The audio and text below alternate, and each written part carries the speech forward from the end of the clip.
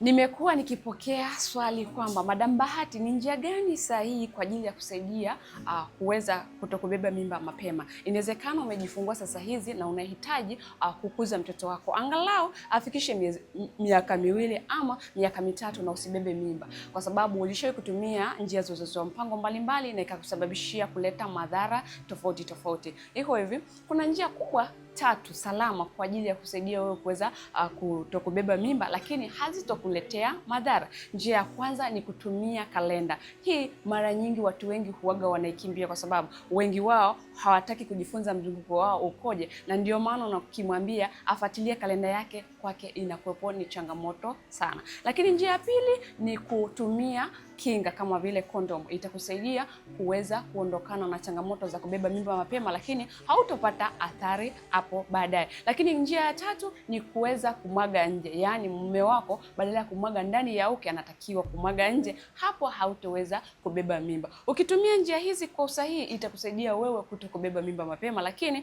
kuepukana na yale madhara ambayo yanatokana na uzazi wa mpango. Naitwa Madam Bahati na nibahatika kuona video hii.